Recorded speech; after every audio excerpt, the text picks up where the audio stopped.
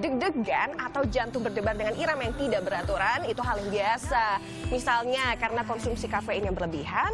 Yang kedua misalnya kalau deg-degan pas mau presentasi. Atau kayak saya tadi nih, deg-degan karena dikasih bunga sama cowok idaman. Nah, tapi kalau misalnya deg-degan dengan gejala seperti mual, pusing, berkeringat dingin, atau nyeri di dada, itu bisa jadi penyakit jantung loh.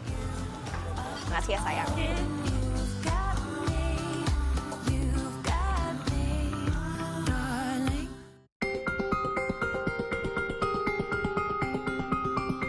Penyakit jantung bisa menimpa siapa saja, termasuk anak muda. Bahkan survei Sample Registration System pada 2014 di Indonesia menunjukkan penyakit jantung koroner menjadi penyebab kematian tertinggi pada semua umur setelah stroke, yakni sebesar 12,9%. Tapi sebenarnya seberapa besar sih resiko anak muda terserang penyakit jantung? Nah, untuk itu saya mau langsung tanya-tanya nih sama ahlinya.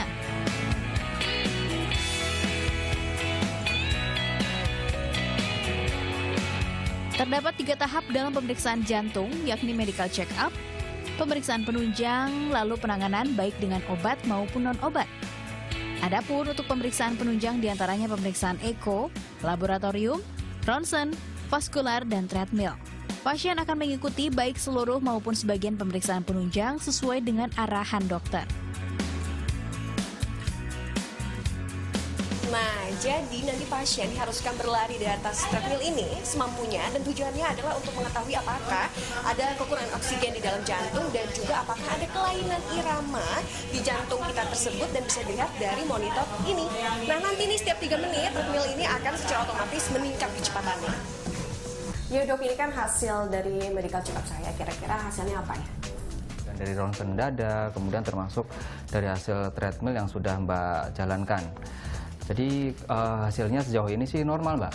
Normal ya? Ya. Tapi dok, sebenarnya kalau untuk anak muda sendiri, seberapa besar potensinya terkena serangan jantung? Jadi kalau untuk anak muda kita melihat lagi kepada faktor risiko mereka masing-masing. Jadi kalau dikatakan bahwa penyakit jantung tidak melulu dominasi untuk usia lanjut ya.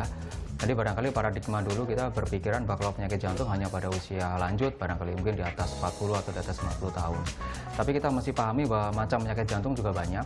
Jadi dari penyakit jantung koroner, yaitu pembuluh darah jantung juga bisa, atau penyakit jantung yang berhubungan dengan kondisi lain, misalnya penyakit jantung katup, atau penyakit jantung karena infeksi, dan lain sebagainya.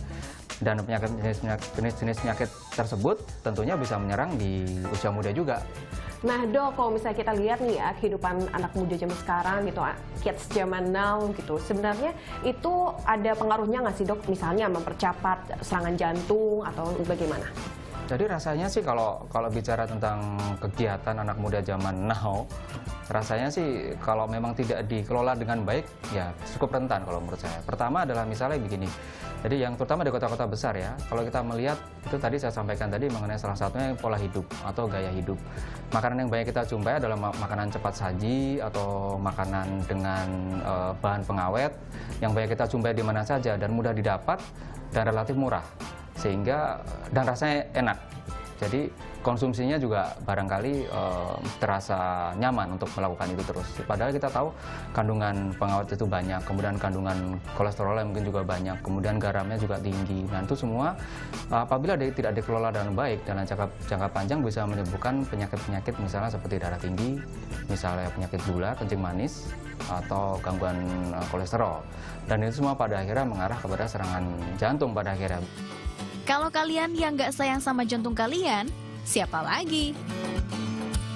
Akasha Fiandri, Bagus Narmawan melaporkan untuk NET.